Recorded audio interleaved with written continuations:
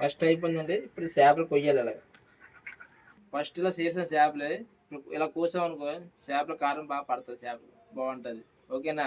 అలాగే మీది కూడా చేసేటప్పుడు ఫస్ట్ ఇలా చేస్తాను, తర్వాత ఇలా మధ్య కోసుకున్నాం అనుకో, ఎక్కువ మంది ఉన్నాం అనుకో, ఫ్యామిలీ తిన్నాం అనుకో సర్ది వస్తాయి.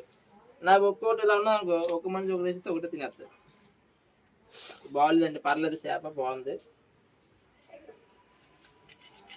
అదే కొద్దిగా దీన్ని కొద్దిగా దాన్ని కొద్దిగా ఇది బాగలేదు అంటే పర్లేదు, చాలా రుచుకుంటాయండి చేపలు.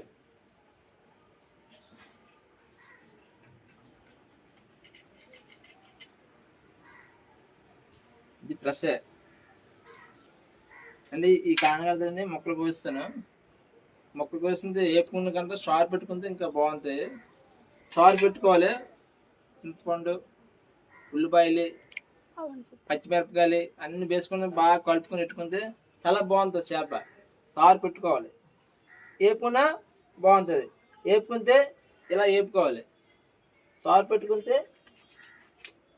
ఇలా ముక్కలు కోసుకోవాలి. ఇవన్నీ వేపుకొని కోసాను ఫస్ట్. అలా వద్దనేసింది. ఇప్పుడు ఇలా కొయ్యమంటుంది మనిషి, ఇలాగా ఇలాగా. ఓకే, చేపలు అయిపోయాయి. ఇప్పుడు చేపలు కడుగుతున్నాము.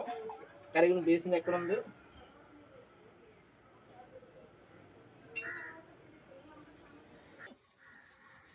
కడనాకు వేస్తున్నాం ప్రస్తుతానికి. పట్టలేదు చూడండి, ముక్కలు కొద్ది ఎక్కువ వస్తాయి, ముక్కలు కొద్ది ఎక్కువ వస్తాయి. కానీ కడిగితే చేపలు బాగుంటాయి, కడగకపోతే కడకని తినకూడదు.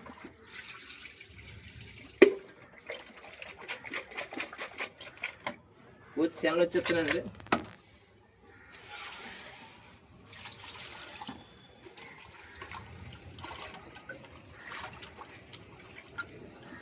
ఫస్ట్ క్వశ్చన్ బాగుందండి. కడిగేటప్పుడు శనగేసింది.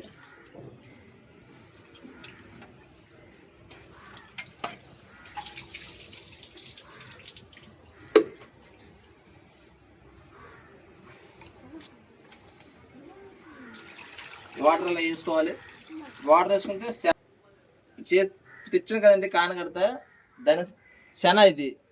శన చాలా బాగుంటుంది, కానీ వండుకోవాలి. సారు మరుగుతాయి కదా, అప్పుడు ఇలా ఉన్నట్టు వేసుకోవాలండి. వేసుకుంటే అంత అయిపోగల ఫస్ట్ శన కలపకుండా శన తీసుకుని ఇలా తింటే ఫస్ట్ టేస్ట్ వస్తుంది.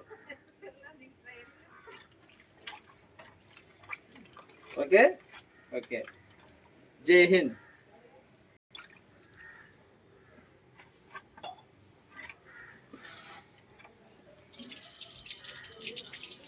ఇది అయిపోయిందండి. ఇందులో వేసుకుంటున్నాం. ఇందులో వేస్తే చేపలు అయిపోయినట్టే, కడగడం అయిపోయింది. ఓకే అలా ఇందులో కలుపుకుంటే ఇంకా బాగుంటుంది.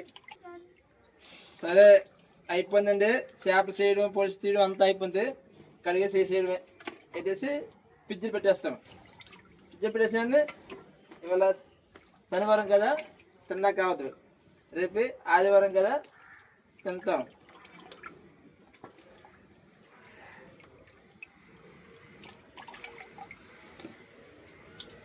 కరిగి నీరండి, ఇది వెళ్ళిపోద్ది.